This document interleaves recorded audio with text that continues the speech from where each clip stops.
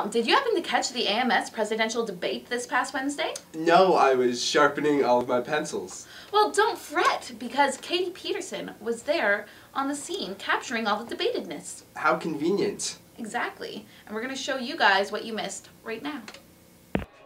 Hi, I'm Katie Peterson, and I'm here with the two presidential candidates for the 2009 AMS elections.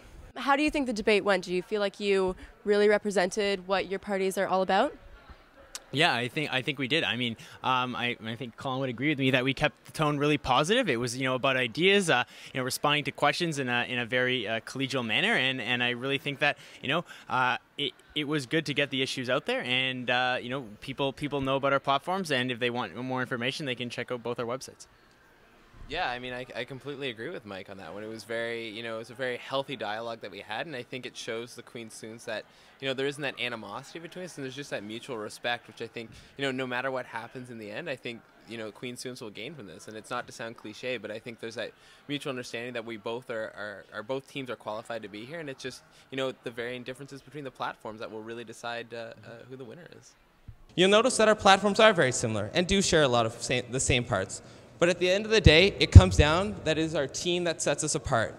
We're not running as three individuals looking for the next bullet on our resume. We are running as team map as Colin, Ellen, and Suhail.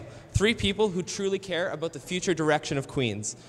I found in Leslie and Adam, my teammates, a group of individuals that had come from their own diverse backgrounds, that were committed to students, that were committed to the alma mater society and to making the Queen's experience better for each and every one of us.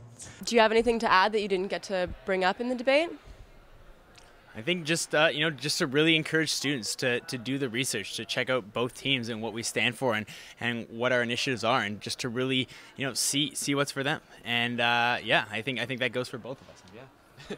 Yeah, exactly. I mean, debates are one thing, and it's really important for students when they see our booths to stop by and talk to us, because I think you can learn a lot more from that. It's one thing in a debate where there's kind of that structure in the questions and there's not a lot of back and forth, but being able to meet with us, I think, individually and on a team basis is something that's really important, and there's plenty of time left to do that, so I definitely encourage students to visit both teams. Quite often, a member of the AMS executive gets to speak to the incoming Frosh group. So my question for you is, if you could say three bits of advice to the incoming Frosh, what would they be? I guess, the main thing that I would highlight is really just to stress, get involved. Another thing that I would stress is just be proactive, speak up. Speak up on issues that you care about. And a last thing that I would say is to really engage in the broader learning environment. It's more than just classroom education, and it's getting involved. When I'm going to look back on my Queen's experience, 5 years down the road, it's not necessarily going to be thinking about the time I sat in Bio 102 with 400 people. It's going to be about my times at Wacom, stuff like that. And I think that really makes a Queen's experience, and it's getting involved. So that would be point number one. Point number two, care for your community. We are all citizens of Kingston right now. And I think it's really important that we remember that we don't live in just a Queen's bubble. We are active contributors, and we need to really stress that it's important to A, care for your community, to get involved, and to give back. So that would be point number two. And then point number three is to be engaged in kind of a healthy discussion and learning. Be open to questioning things. Be open to question your perspectives, your beliefs, your opinions, and engaging in healthy dialogue so that you can learn more. Where I've come from first year to now is a completely different thing, and it's being open. It's being able to learn new things that I think is really going to make the most out of their Queen's experience. If there's one thing to leave in that student's mind before they go and sign off that ballot, what would that be?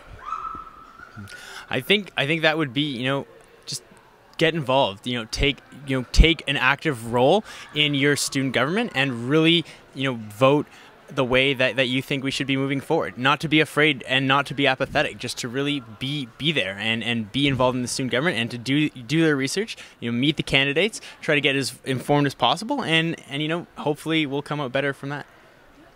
Exactly. I mean, Queen students are a passionate bunch, and I think, channeling that to going about issues that you care about is really important, and being able to talk to both teams and see where they stand on that is really going to help make an informed vote. I mean, the most important thing students can do right now is go out and vote. We have a low voter turnout, but I think with the quality of the teams, it's really important that students kind of send a message for where they see the direction of the university going. And I think, on the 27th to 28th, getting out and voting is the most important thing.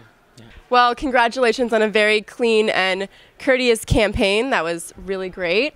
For more information on the campaigns, you can visit www.votecyz.com or www.votemap.ca. Don't forget to come out and vote on the 27th and 28th, and thanks a lot for talking to us.